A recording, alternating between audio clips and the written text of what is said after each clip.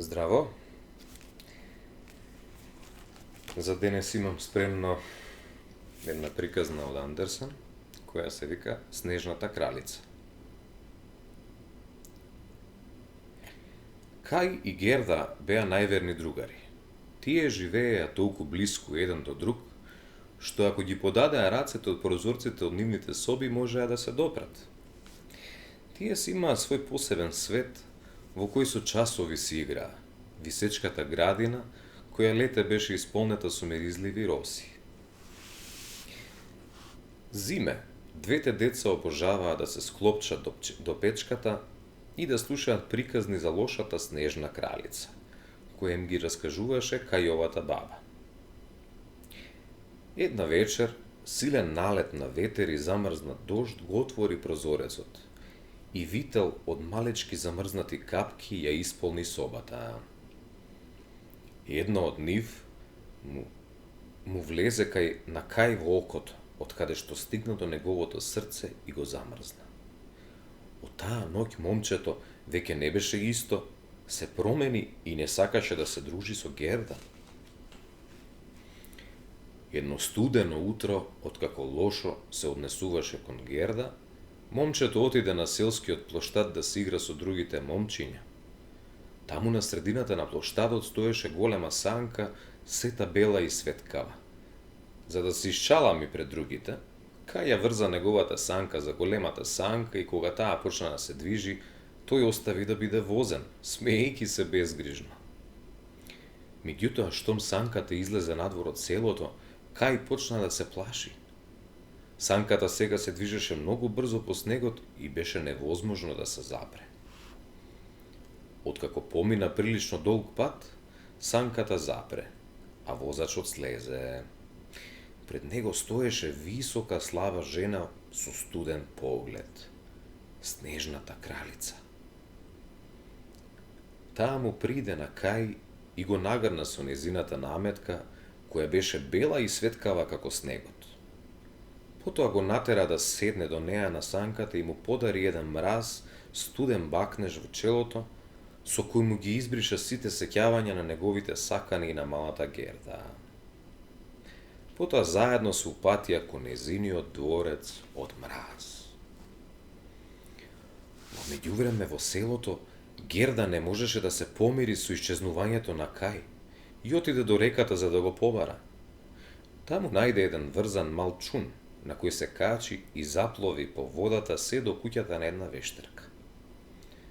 Жената срдечно ја прими, надевајќи се дека девојчето ќе остане и ќе прави друштво.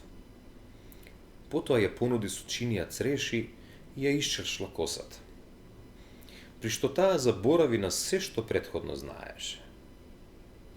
Поминаа неколку дена, кога едно утро Герда вида грмушка рози и присетувајќи се на висечката градина извика: "Морам да одам да го побарам другар ми." Еден гавран ја слушна и закрака: "Видов едно момче помина овдовде со принцеза.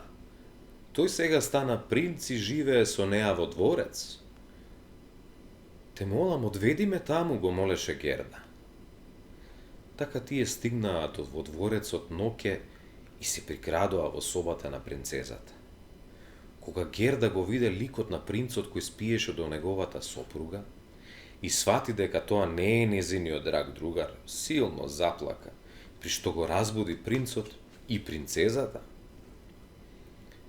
Трогнати од приказната за девојчето, принцот и принцезата ги дадоа златна кочија и нешто топла облека за да може да продолжи со незината потрага. Во густата темна шума, светкава кочија го привлече вниманието на банда разбойници, кои ја нападнаа кочијата и ја заробија Герда. Потоа ја одведоа во нивното дувло, за да ја прави друштво на ќерката на нивниот водач, која беше на иста возраст како Герда. Додека беа заедно во шталата, Герда почна да ја кажува незината приказна. Два гулаби ја прекинаа во раскажувањето велејќи: "Го видовме Кај на санката кај Снежната кралица." "Знам како се стигнува до незиниот дворец," додаде еден од најлените на кратците. Незината нова пријателка трогната од сожалување и помогна на Герда да избега. Качена на еленот за да си го пронајде изгубениот другар. Герда и еленот галопираа со денови, и ниту се посилниот студ и глад не можеа да ги запрат. Во меѓувреме во палатата на снежната кралица, Кај очајнички се обидуваше да состави невозможна сложувалка од мраз, која кралицата му ја даде да ја состави како услов за неговата слобода.